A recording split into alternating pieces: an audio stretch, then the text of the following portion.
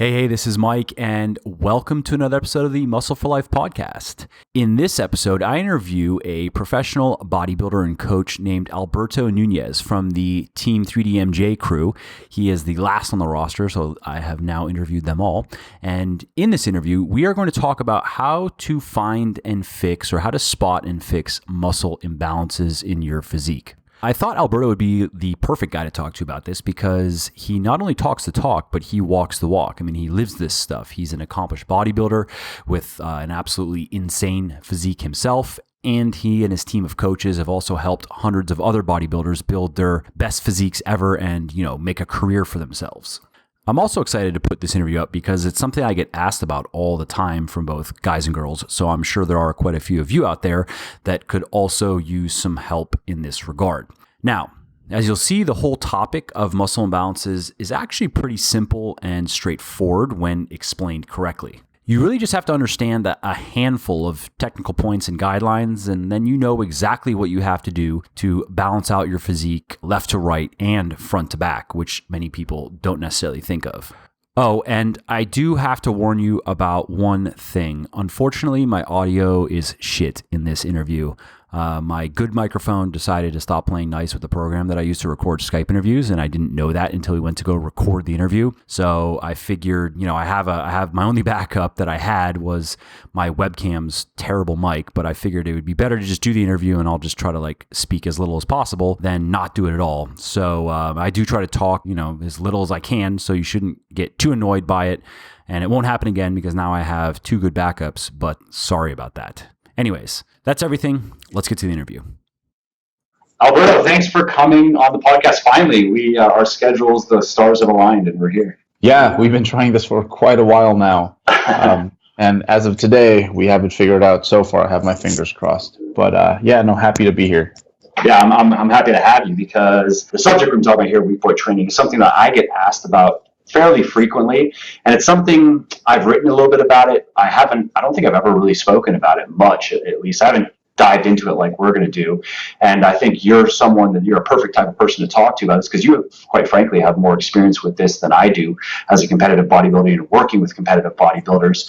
So I'm excited to learn a bit myself about how you go about it with your body and with the people that you train and so forth. Yeah, this is, I think, and we're going to get into a few tangents with other strength athletes, but I think that's a good place to start is just other strength athletes and how you can see that, I guess, not everyone grows exactly the same. Right. So maybe let's start with defining what really, when can you actually say, this is my weak point? Because I get a fair amount of people that reach out that have been lifting for, maybe 3 or 6 months, and they notice that their chest seems to be lagging, or it's not growing as quickly as their friends or as quickly as they wanted it to. But I wouldn't necessarily say that, okay, fine, let's change everything and let's now train chest 5 days a week now. You know what I mean? Yeah. The most practical route I feel when you first decide that I'm going to start training with weights is something probably very similar to a starting strength type of program. Right. Most of us never take that route, obviously. We do all the things that are popular that, have been time proven by the big guys, right? Yeah. And we start there, and then we look back and we realize that, oh, wow, there probably would have been a much more time-efficient way to get here.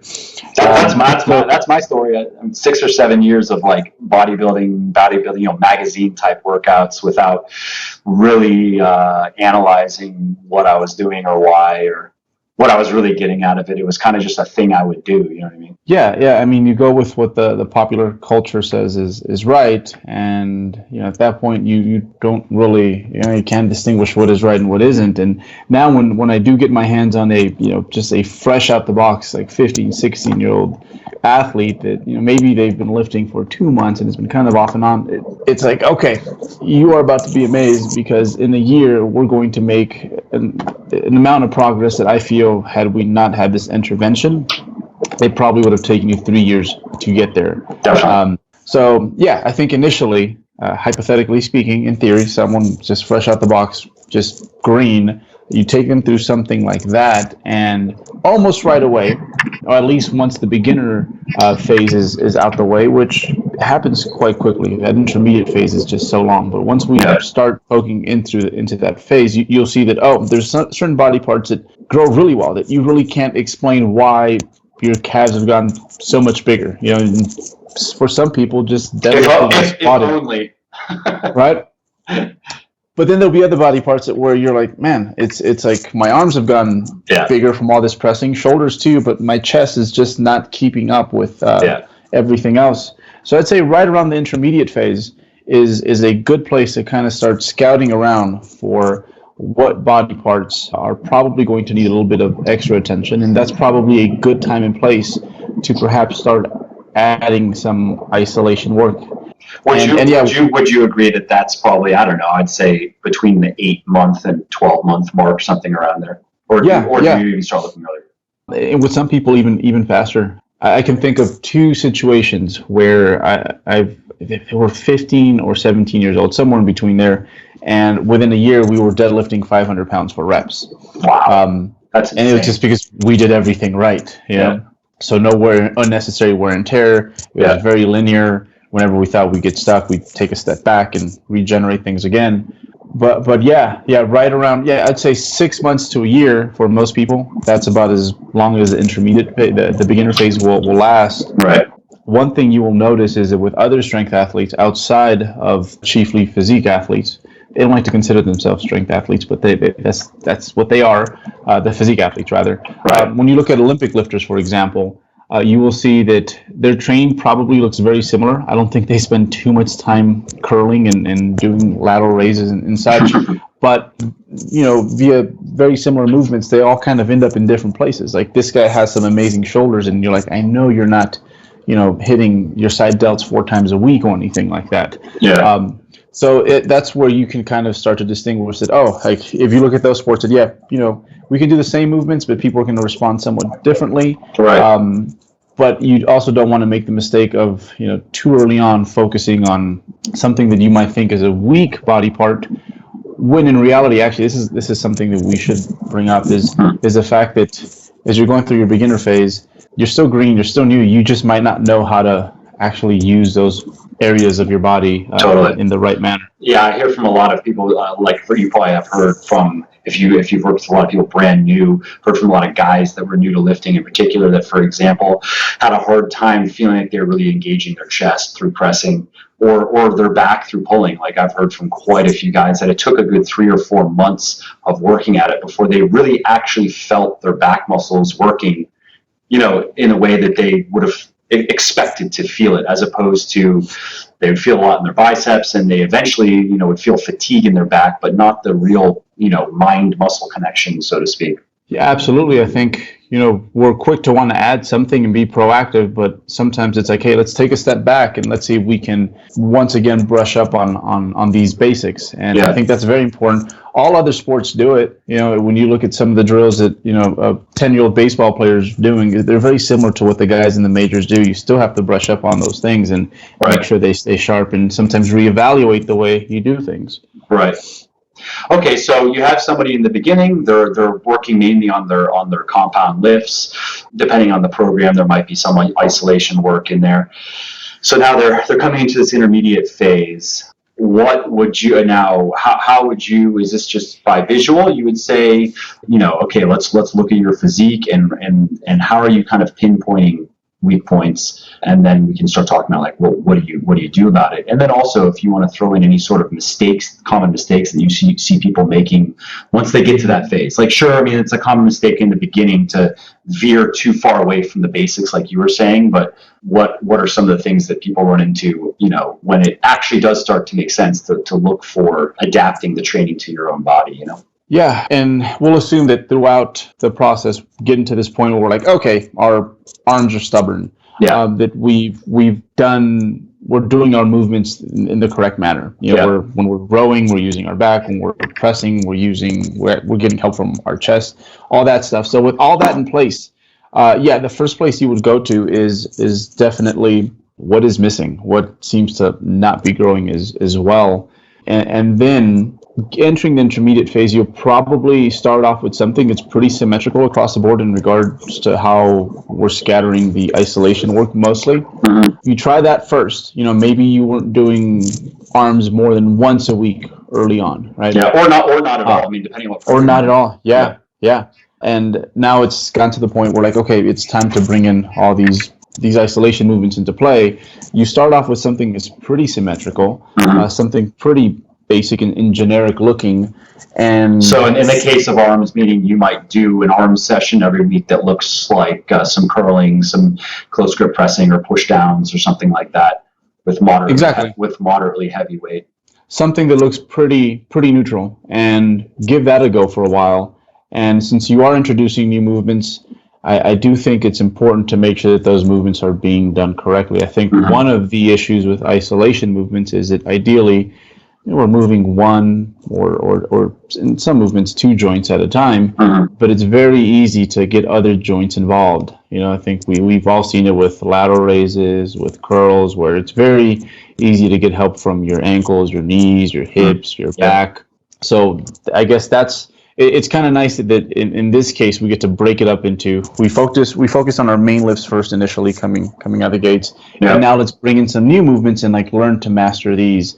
You don't want to be working on too many things at once. Right. So you try that, master these movements, give those a go for a while. And often what does happen is that a lot of those body parts that we assume to be just weak, we're just undertrained. Yep. Like, I don't know about you, but I see that with guys, at least. I see that a lot with shoulders. My shoulders were always stubborn. My chest always just responded well to pretty much anything I did. My biceps also, but I guess my arms in general. So, like, my pressing and pulling have always been decent, but my shoulders have taken a ton of work, a lot of isolation work, because, you can get real strong on your overhead press, but that doesn't mean you're going to have those side delts or those rear delts that really round it all out. Yeah, and it's one of those things now where I'm sure your training looks very not so symmetrical. There's certain parts that you're like, I don't have to curl that much, I'll be fine. Yep. But it was a process to I didn't get do there. a curl for 6 months just because I actually felt my biceps were getting too big, and my shoulders couldn't. That means I need more shoulders, and my shoulders are just stubborn. So I stopped curling, and I just was heavy pulling, and that was enough to me. I didn't lose any arm size. And that's one thing you do discover when you do break. You get into that next phase where it's like, okay, there's only so much I can do within a training cycle, a training block. There's certain things that you have to put on the back burner a bit. But before we get to that, actually, so again, we're running at this point with just very symmetrical training, like a very generic upper-lower kind of split, right? Right. 70 reps per body part or around there twice a week. Everything is pretty much in line. And then you realize that, okay, shoot, my shoulders don't grow. Let's up the dose, basically, the dose of stimulus. And that's the basic mechanism in play, right? Is like, if you want your muscles to get bigger and stronger, you have to do more work, and you can't just go forever, because you run yourself into the ground. But ultimately, you're going to have to do more if you want that muscle. If what you're doing right now is not getting it done, and you're eating right and so forth, is that kind of the basic. If you just to boil it down to a simple principle, is we have to figure out how to do more on that muscle group. Yeah, and I think initially, and especially with isolation movements, since they're so limited in regards to how much we can actually progress. Right. We always talk about being progressive with our training. I think the first thing that people think of is adding more weight to the bar. And for a press, for a deadlift, for a squat, that's a little bit easier to come by. But with isolation movements, you might be curling the same way for the next 2 months. Yep. Yeah. So you're going to have to be extra patient. But one thing, when it comes to the increasing weight on those movements, and often increasing weight too fast on isolation movements, is a recipe for disaster for sure. So what you end up doing is adding volume. That's probably the most practical way of. And just so everybody knows, we're talking about adding reps. Adding reps or even sets. Maybe you were doing 5 sets of isolated medial delt work, and you're like, let's double this. Sure. Go around. Yeah, sorry, I meant actually just doing more reps, however you break it up into sets. But if you did 50 reps for that muscle group last week, you might do 60 this week or something like that. Yeah, so adding volume, adding a rep here and there, maybe a set here and there, is probably the most practical way of improving those weak body parts. Right. And have you found, this is a question from just from my experience, have you found though that, like, I I feel like, I progressed on isolation exercises and just like focusing on just progressive overload and getting stronger. I feel like for quite a while I was able, now it was harder. Yeah. I feel like it's easier to gain 5 pounds in your deadlift than it is to gain 5 pounds in your curl. You have to work a bit harder for it. But I rember over the course of several years, I remember when it used to be kind of hard to curl 45s for sets of 6 to 8. And now, again, I started curling again a little bit just because I kind of miss it, to be honest, but I'm not doing too much. But when I was like really kind of going at it, I was up to maybe 70 or 75 for sets of 4 to 6 or so. So it took a while, but I don't know. That's been my experience, at least. As opposed to like just kind of sticking in 50 and trying to go for unlimited reps. You know what I mean? Yeah. Subjective progress on these movements is also a great way to go about it. Maybe you feel maybe a better contraction in those movements, whereas when you first made that jump to that next set of dumbbells, it was one of those things where you just didn't feel it as much. Yeah. And maybe now in your 4 sets of 10, you have a few more reps left in reserve, whereas the first few times you barely made it there. So subjective progress, I think, is also a great way to go about it when it comes to those isolation movements. Speaking of just, I guess, the user experience, when you're squatting, when you're deadlifting, sometimes you're just trying not to be crushed often, right? So you don't necessarily always feel these movements the way you would an isolation movement. Yeah. And I think that's something to definitely take into consideration, that while that's true. Load is a wonderful proxy for muscular tension. With the isolation movements, sometimes jumping up an increment can mean there's actually less tension placed on the targeted muscle group. So that's always something that you have to remember. Yeah, that's true. When you're trying to add some weight or rep there, is like, am I actually targeting this muscle group the way I intended to? Yeah, and that kind of comes back to that rep quality point that you've mentioned, where there's just going through the motions. They may look, you have 2 versions of an exercise that look approximately the same, but they're really not the same in terms of what's going on physiologically. Mm-hmm. That mind-muscle connection, which is starting to become more popular again, and I'm glad to see it make a comeback, because I do feel it makes a huge difference. Yeah. You can feel it immediately. If it's that difference of, do you feel the muscle really working, and do you feel it contracting the way that, as forcefully as possible and so forth, or do you feel like your limbs are kind of going through a motion that doesn't involve your lats at all, for example? It just makes one of those things that's like, it makes too much just common sense to be completely invalid. And the fact that it's been kicking around in the bodybuilding world for decades now is probably evidence enough as well. Exactly. When people have dedicated their entire lives to figuring this kind of stuff out, they may have not, had it formalized and published in a journal. That's a lot of smart people that have put a lot of time and thought into this. Yeah, and pretty soon here, I think I heard Brett Contreras talk about they're going to actually do some research where they compare having experienced lifters do a movement while focusing on external cues versus internal cues. And what I think is going to happen is it's going to make a huge difference, and it's going to make an even bigger difference primarily when it comes to the isolation movements. Whereas I can understand, if you're going to do a deadlift correctly, maybe external cues might break the floor, things like that. Might make more sense.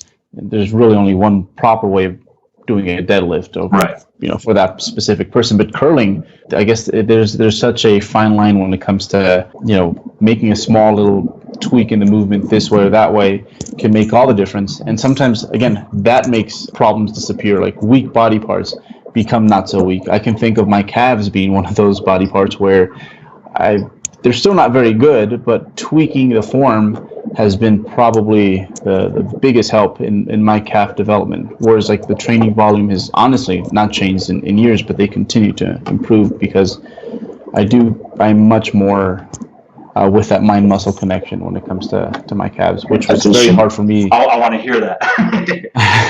That is work.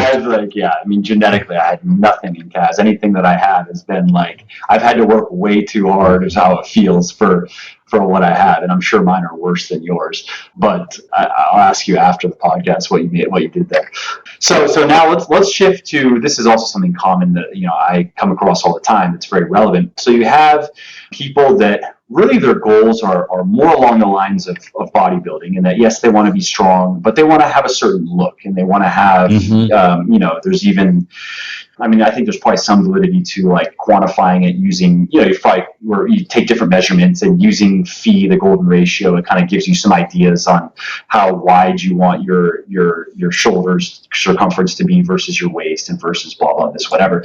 And so you have people that's why they got into weightlifting on the aesthetic or visual side of things, but they're training more like just doing powerlifting type of training and wondering why. Because I've come up and wondering why are their legs and ass huge, but their upper, their shoulders haven't really come in as much and their lats haven't come in as much. Because those types of programs don't involve much isolation work, and there's a lot of information, like advice kicking around on the internet that you don't need to curl. Like you should never do a curl. All you got to do is heavy deadlifts, and you're going to get 18-inch arms, and you never need to do a tricep push down. Just OHP and bench press. That's it. So I'm curious as to your thoughts on that, and just how should they be approaching their training in context of their actual goals? What are they trying to achieve? I think if I go back maybe 10 years ago, the whole power building thing wasn't very, very popular at all. Yep. And I can't explain to you how it came about, but eventually... Michael Hearn, we can all thank him. Power building just became very, very popular. And then, obviously, bodybuilders, especially those bodybuilders that just, at this point, they're willing to do anything to just get a little better. Especially at the intermediate phase where, just showing up and training hard doesn't bring the same results that when you were first starting would bring, right? So they looked into what powerlifters were doing, and they had these really objective plans where this is what we're going to do. We're going to monitor all these variables. And when you think about it, it makes sense to approach your training in that way, even if strength isn't your main goal. Bodybuilders have been doing this with their nutrition for years, where they set up these plans, instead of frequency, volume, and intensity, it's fat, carbs, and protein. And whenever they're stuck in whichever direction, whether it be gaining or losing, they move a few things around and boom, plateau's over. We get to continually progress. So obviously, I think bodybuilders didn't have much experience with creating their own templates that cater to their own needs. So they borrowed a lot from powerlifters. And I think your first few goes at it, you're going to make some great progress head to toe, just because the novelty of the program, it's organized, you're going to progress. Yeah. So you'll make some progress, but then eventually it gets to the point where it just becomes too specialized. And I remember jumping on that bandwagon myself, and I think maybe about 6 months into it, I was like, you know what? My shoulders just don't look the same anymore. My arms are down, I think, about half an inch. So a lot of the things in the extremities, lats look a little bit different. I just didn't have that full round bodybuilder look that I was used to, but I was much stronger. And now we kind of, a few years later, we kind of understand that, these concepts are great. We can learn a lot from this, but if your main goal is to improve aesthetically, we're going to have to move around some things and apply a lot of the things that powerlifters have been applying to the squat, bench, and deadlift to our lats, to our hamstrings, to just everything, and being able to, at least for the most part, have a good understanding of what you can do should you get stuck. Right. So honestly, we kind of slowed down for a minute there. I feel like we kind of it's a good point. The reason I want to bring that up is because I know I get asked about it, and because a lot of people, at least that I hear from, they get into weightlifting via a program like Starting Strength or Strong Lifting, and then they do that for a bit, and I'll just hear from people that then they feel like their physique isn't going in the direction that they want. Like they're happy with things are much better, and they've gotten a lot stronger, and they're happy with that. But they can see that again with guys, it's usually lats lagging, shoulders lagging, a lot of times chest as well, but lower body bigger than they feel like they made like 70% of their progress in their lower body and like 30% of their progress in their upper body. Arms are not what they want. So that's why I think it's just a good quick little tangent, because basically they're creating their own weak points in a sense, because those programs are for whole body strength. So you can press, pull, and squat. It's not so you can have pretty delts or pretty lats or pretty biceps. Yeah, and I think, now we know that, hey, that's not enough. But there was a point in time where I was kind of folded. Basically, if I do a lot of the big compound movements, it's going to take care of everything else, and that's just certainly not the case. I think I ran about 5 continuous. They're called Shiko cycles. Depends on who you ask, but it was fun, and it was quite an educational experience, and I use it to this day when I program for my bodybuilding. It's just that the work is obviously scattered a bit differently. Yeah. Another tangent, actually, you will see a friend of mine, Lane Norton. If you look at his pictures prior to powerlifting, dude had some of the most ridiculous looking arms, especially for a natural bodybuilder. And he found out he was really good at this powerlifter thing, focused on that for a few years. And like what you described, you can see a few body parts were growing, but then the other things kind of got left behind. So what can we take from these strength programs? Yeah, it's just the fact that it's important to control for the variables that we need to in order to have a solid resistance training program, and that's going to be the volume, the frequency, the intensity, knowing where those things are at, and then again scattering the volume in a way that makes sense based on your own personal goals. Totally. And how might that look? Obviously, this is very personalized, and it's something it's hard to give a one size fits all. It's very easy. Like in my work, the basic programs I have for men and women, it's easy to give a program that has you squat, deadlift, press, OHP every week, and adding some isolation work. And then guys focus a little bit more on your upper body than your lower body, with girls vice versa. And that's good. I think it's a great place for anybody to start, like kind of a power bodybuilding approach, like you were saying, or power building approach. But then, okay, so we're at the point now where in some cases, again, I've also heard from quite a few people that didn't need to do really anything else, not plugging my own stuff, but didn't need anything really beyond like a good basic strength program with some isolation accessory work tacked onto it. And they just had good genetics, and they didn't get hurt, and they did everything right. And, look at them. It's hard to even find anything wrong with their physiques. But I would say those are the outliers, at least to some degree. So how does it start? How does it look where you have somebody, let's assume they understand the fundamentals of strength training and they've gotten good at that. But I guess we could break it down by gender even. What have you seen in terms of, we can look at guys and girls separately, and just to address some of the common issues that I know the listeners, like some guy right now is sitting there going, my shoulders are too small. What do I do? My lats are too small. What do I do? My chest, or a girl saying my butt isn't the way that I want it to be, or my arms aren't quite there, or my legs, and so forth. And how do you kind of program that? Or what would be some examples? Well, of course, initially, just something basic. Let nature do its thing. You might get one of those freaks where it's like, wow, we have done minimal rowing, but you have a teres major that looks like my bicep, fine. That lucky you, right? Yeah. But that's usually not the case. Then you get to the intermediate phase where it's like, okay, now we really have to tack on some more volume and kind of just scatter volume into all those body parts that weren't getting as much love from the beginner phase.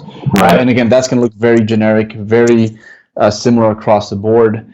And then you try that, you try to progress as much as you can with that for a while. And then some body parts, hey, they actually come out and play. You're like, look at that. I actually have biceps now that we're doing more than just plenty of rowing. So in that case, just for example, you might have someone, let's say they're doing their back proper, they're doing their rowing, they're pulling on one day, and then a few days later, they're doing, in this case, it could be some curling, for example. Maybe I'd say a good place to start is twice a week frequency, because that's about where you will be most of your training career. So hitting body parts twice a week. Yeah, I would say they're hitting body parts that you want to continue progressing on, though. Like I've also heard from people, or they say, like especially girls, they don't want any more in a certain area of their body. Should they still be doing? If they don't want, I've heard from, for example, swimmers that they don't want more back. So should they still be doing, should be training their back twice a week? No. It's, I wouldn't recommend that. If you want, like, you're trying to just keep it the way it is, then, there's no reason to just, be a slave to, I should just be training everything twice a week. Yeah. No, if you identify a body part as highly gifted or highly unwanted for whatever reason, right? Like I know a few guys, because you know how calves are. Both you and I know how calves are. Some people just have them, some people don't. They don't train calves because they can't get their knee sleeves on. So it's I know a guy like that, dude. People come up to him in the gym, bodybuilder types, mainly guys, and they'll ask him how the fuck he got his calves because they're ridiculous. They're straight bicep status calves, and he's never trained them once. He's like, I don't know, I was fat for like a long time, and that's it. That's it. Walking on planet Earth, yeah. Yeah, so you can definitely trim off some volume, I'd say, in the intermediate phase, but I think what most people will find themselves doing is having to add more. Like once you go with a program that's pretty symmetrical, and then you're like, shoot, still not working, let's add more. So you add more volume there, and where I think we start to do some things that might be kind of counterintuitive is when we start to really just take away from the body parts that, okay, for sure, we know they grow well. It's not a fluke. And that's what I would call more of a specialization cycle, because there's only so much of you to go around in regards to physical recovery and even like mental recovery. You can't. I've committed very short term to programs that did everything, and that never works out. Like 7 days a week, hour and a half a day. We have like, I guess glutes are a big one where people do like 4 different movements for glutes, and it's like, don't do that until you're sure you have to get there. So the final step would be, and this is something that somewhere in the middle towards the late part of the intermediate phase, you start to strip off volume from other body parts that just seem to grow no matter what, and it's going to allow those other body parts that just are not progressing the way you'd like to, sneak in a little bit more progress. One thing you will find out though is that those body parts that you don't intend to grow, they have such especially for some people, they're so sensitive to stimulus that they grow even better. That whatever was, I guess, the textbook recommendation for, say, your biceps, if anything, was slowing down the rate at which they progress, and you backed off a little bit, and you're like, wow, now they're growing better because they're such high responders to training. It's interesting. That I've had that happen, for example, with my quads, where I continuously over the years have been dropping the volume, and there's still the body part that grows at the most astonishing rate relative to everything else. But the last leg is probably that, and I think it's hard for a lot of people to back off when it comes to the body parts that grow quite well, because it's fun to train things that you're really good at. So totally. Okay, so then what are some examples of isolation exercises that you like to add for bringing up certain body parts? Like, what are some good choices for the common stubborn body parts? You brought up gender-specific issues, and I think one thing that happens often with women is that they don't yearn to be as progressive when it comes to the resistance training. Whereas when you get a male trainee, if anything, if dude has jumped up 50% in his curls over the last 6 weeks, you're going to be like, I need to see those curls, because I don't think they're curls anymore. With women, it's I think very important to make them hungry to progress, to get stronger. And I think once they see just how well progressive overload works, they'll be more hooked on that notion. And I think that's one of the main reasons that the barbell glute thrust, it's a wonderful movement, and it makes sense. But I think one of the reasons that it's become so popular and so many people swear by it is because here you have this very simple barbell movement, which is, again, because it's a barbell movement, it's a lot more practical to continuously load over time. And you have these women like just anxious to progress, and boom, you have body parts that improve. So I think for women, when addressing those weaker body parts that they perhaps don't like the way they look, it's important to really get them to buy into the, hey, we need to progress. Because often, even those body parts that they might be a bit confused as to why it looks that way, they might think that what we need to do is reduce it, but often the answer is like, no, if we put some muscle there, it's going to really help contour the area, and you'd be surprised as to how much better it's going to look, even if we stayed at about the same body fat. Right, totally. And then, of course, there's, speaking of body fat, then once they see the real interaction between gaining muscle and really just body composition, they see how that works, then they're not afraid of getting bulky anymore, because they know it's all in their control. I mean, if they are going to hang out around 20% body fat, then it's going to be very hard to ever look bulky. It's going to take a lot of work. If they want to hang out around 25 or higher, then it's going to be easier. So, at least they can make the choice. Yes, I would say that for most drug-free lifters, and especially women, it's going to be very hard to look bulky if you have your body fat under control. Totally. If it's bulky, it's because it's just a diet thing. Totally. So we have the hip thrust for bringing up glutes. Any other specific isolation exercises that you like to use with women? I mean, obviously, I don't know how it's been for you. The majority of women that I've heard from, they want to do something about, it's usually lower body or arms. Those tend to be the two things. Yeah, and women tend to hold body fat typically in their limbs.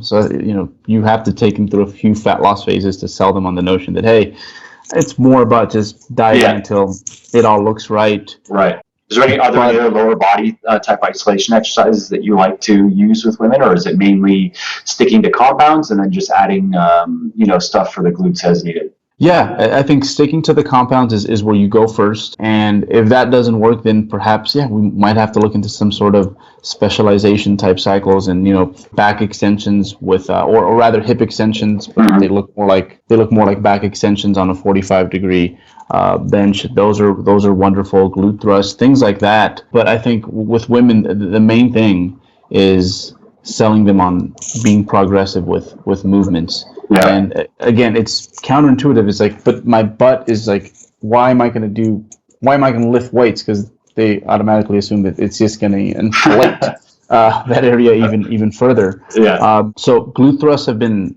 wonderful, I think, in regards to giving them something to look forward to, because it seems very proactive, and then also because it's quite easy to progress. And I think for anyone, even if their goal wasn't to get stronger, once you get that feeling of being stronger, who doesn't want to be strong, right? Yeah, that becomes part of the thrill.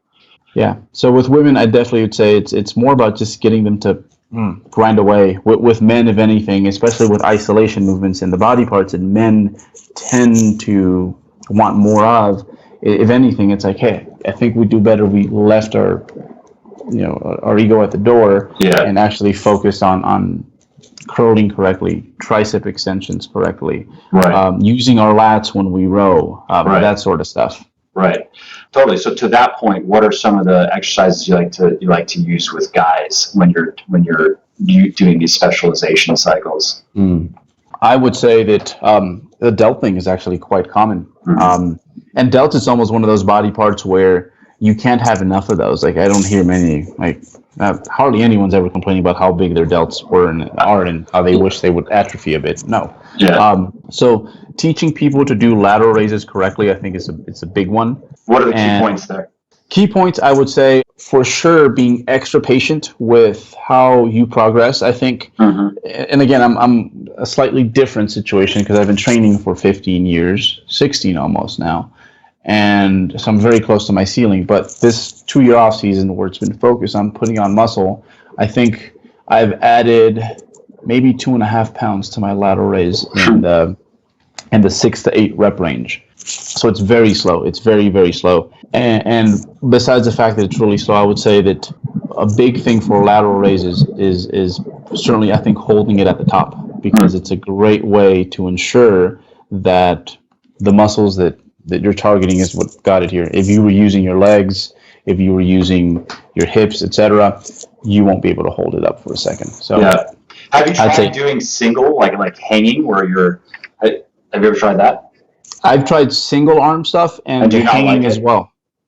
I like it for people who don't know how to contract that body part, because what it does is shifts the focus even more so to just that one area. Yeah. So it's a great teaching tool. I found it helpful for me just to take any swing out of it. And I mean, I'm back to 2 arms now, but I was doing single for a while just because I felt I could progress faster on it. I mean, again, it was slow progression, but just because I feel like the quality of the reps were better over time, that just equaled better progression. Yeah, you can control what is actually progress. I felt like I was almost getting artificially stuck at a lower weight just because I wasn't coordinating my 2-arm raises properly. So it's not like I'm like a clumsy guy. I don't know. It just was something I tried, and I was like, well, hey, this seems to be working a little bit better. I'm going to do this for a bit. And I know what you mean, because you weren't training those muscles as efficiently as you wanted to, so they weren't actually getting stronger. So you took a moment, took a step back. they get stronger, and you're like, oh wow, we're back to where we were, and sometimes even beyond that. Yeah. But yeah, for the lateral raise, I would say hold it at the top, and then also a big one. But the way you do it is it makes it a little bit easier, like the hanging at an angle like that. Is you don't want to go all the way down, because the first few degrees, what that's going to do is actually it's your rotator working. So that's why instinctively, when we get tired on a lateral raise, we kind of let them come down a little bit more, because we get that elasticity from the rotator, and it's a lot easier to bring them back up. So I like to stop right about navel area. Okay. But the way you do them, it kind of does that by default. So yeah, I'd true. say start with single arm, holds at the top, and be very, very, very patient with your progress. A lot of it will have to be subjective. Yeah, increasing rep quality, and then you can always. I mean, I've also liked. I don't know if I'm sure you've done it, but I've found that like rest pause type sets have been very helpful with shoulder training in particular. Time efficient too. Yeah, very time efficient. Yeah. Yeah. Okay, cool. So that's shoulders. Have you found, like with lats, for example, I've heard from tons of guys. I myself, I feel like my lats took an inordinate amount of work to get to anywhere to where I felt like they were proportionate with my upper body or with my, chest and shoulders. What are your favorite isolation exercises for lats? I think we'll start with the basics there. And I think basics in lats, people think, pull-ups. But I think with pull-ups, most people tend to fall for those. They tend to use those external cues, like get to that bar. I prefer a pull-down. I prefer a pull-down. And one of a great quote that I took from one of my favorite strength coaches ever, Dan John, is that the lat pull-down, that cable should never have to be replaced. It should never have to be replaced, and that's something that these last few years I've taken with me, and it's a very smooth, controlled motion where I'm focusing on the muscle groups that I'm trying to target. Yeah. With again holds at the peak contraction, because it serves as a checkpoint that I got it here using the right muscles, whereas if I didn't, you didn't swing it somehow for. Exactly, you'll know if. Every time you pause and you hold it for a 2 Mississippi count, you will see that, okay, I'm in the exact same position. By the time you get to reps 9 or 10, 11 on a hard set of 8 to 12, you'll see that you start to kind of get out of position a little bit. Yeah. And that's where, you start to experience what I feel is actually true failure, which is technical failure. So yeah, I would say pull downs for sure, and make love to the cable, and with good holds at the end position. And the same kind of goes for horizontal rows as well. Same thing. If you can't hold it at the end, then chances are it's too much weight for you. And do you like to do both? Would you like to vary your grip? So you're going to be doing, let's say your pull downs might be on a wider grip, your horizontal might be on a more narrow. Have you found that to be helpful? Or vice versa, or whatever? Or do you not change it at all? I think at some point I did, until I found where that right place is for me, and that will vary from person to person. There's certain places where maybe your biceps might be in a better line of pull, and then they're taking a bit more from your back than you would like. So experiment with a few different grips, find the ones that work for you. The only reason I ever change my grips is simply for the sake of avoiding wear and tear. But for the most part, once you kind of have a movement down, you want to keep doing that movement, so that you don't have to change a movement and relearn something and then master that one. Yeah, makes sense. Have you liked standing lat push downs at all? Kind of an awkward exercise, where you're up and you're going like this. Oh yeah. It's like a pullover but with a cable. Yeah, yes. Exactly. So those are, that movement's gone so out of style in recent years, and it's such an effect. It's talk about that's purely what the lat does. It's all lat. I did those. I did a ton of those when I was when I was looking at pictures of myself, and I was like, my lats are too fucking small. I got to do something. So I was doing a lot of those in addition to pulling and rowing and so forth, and it really helped. I feel like that was probably one of the best exercises for just pure lat stimulation. And talk about a great lat activation movement. It's maybe a good way to. I've used that movement to start my back days, because it just it sets up that mind muscle connection. Even if I fatigued it a little bit prior to doing maybe a bit more of the, compound movements where my biceps are working, it sets me up for success the rest of the day, which is another I think fine point that we kind of forgot about when it comes to the specialization of certain body parts is, to a certain extent, maybe they should go early on in your day. It should be maybe the first thing you do. So maybe if you have tremendous quads, I don't think in certain cases it'd be out of order to start with hamstring curls. Yeah, totally. Yeah, and that's also one of the reasons why, in the flip side with new people, why it's smart to start with your heavy compounds that are going to give you the most bang for your buck. Do those first when you have the most energy and when you also are just mentally up to it, as opposed to, maybe draining yourself by 30% doing other stuff. And now you're going to get to your heavy deadlifts. That's just all around worse. But in this case, that's a good point where you might want to come in and start on what the specific thing that you're working on. And then, maybe your deadlift is your second exercise, but there's a reason for it. Yeah. It used to be just a big no-no for me to do back before I press. But now that's how it goes. That's how it goes. It's like, I don't care if my platform for pressing is a little fatigued. My chest is okay relative to the situation in my back. So yeah, I think order of exercises is highly underrated. Totally. Well, great. I think we've covered a lot. Is there anything else that's kind of floating around that you feel that needs to be discussed on the whole thing?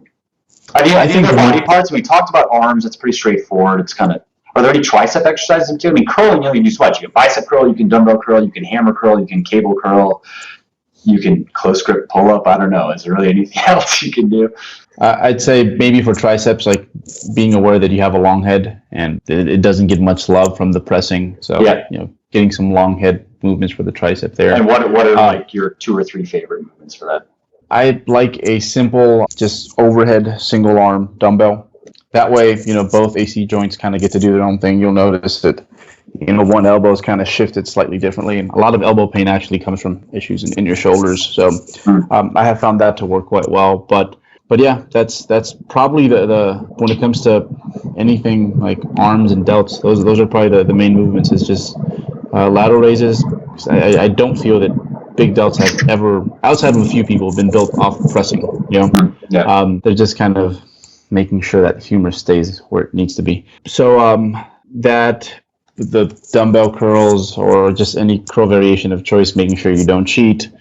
Triceps, make sure you hit the long head. But one final note, I guess, on like these weak body parts is that there was a lot of body parts that prior to me getting into really good shape at some point, I thought were weak body parts. And then it's funny, once you take off a layer of that fat, you're like, oh wow, like my calves actually look okay when they're lean. And the same thing, I think, especially for women, it's like you're not as bulky as you think. If you trim some of that body fat off, you'll see that you actually look a lot better than you're giving yourself credit for. So, and I actually found it particularly true with shoulders as well. If you're, because they kind of lose their identity when there's too much body fat. It just kind of becomes like your whole arm is just kind of amorphous almost, and then you start getting down. As a guy, you start getting down to maybe around 10% or something around there, and all of a sudden, you can see that, you can see your shoulder capping, and you can see where it kind of cuts in, and there's your bicep, and all of a sudden your shoulders don't look so bad anymore.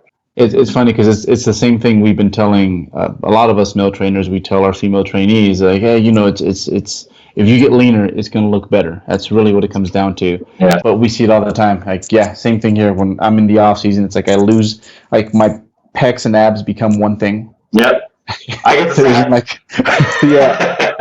I get the same thing. My chest gets very round. Like the awesome chest is the flat, squared, and I feel like I have to be so lean just to have a semblance of that. Whereas, if I'm just not, I don't even really get all. I'm not a competitor, so I don't have an off season per se. I try to stay fairly lean throughout the year, but even that, like if I'm not shredded, my chest just starts to round.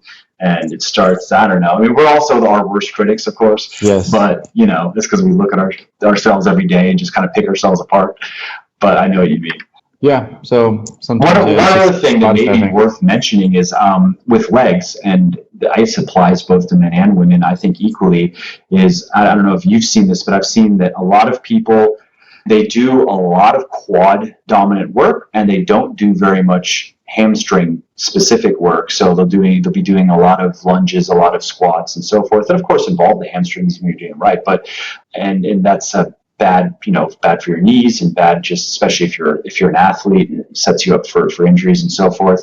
But then I think also aesthetically, there's something to be said there that I've seen a lot of people with impressive quads, but their hamstrings, they don't do hamstring curls. They don't do, I like RDLs, and hamstring curls are the two that I do the most of, but I've made that a point. I've inserted that into a lot of people's stuff saying, I like the squats, I like the front squats, I like all that, but let's add a hamstring exercise every week as well. Let's make sure that your hamstrings are, at least we're trying to balance between quad and hams.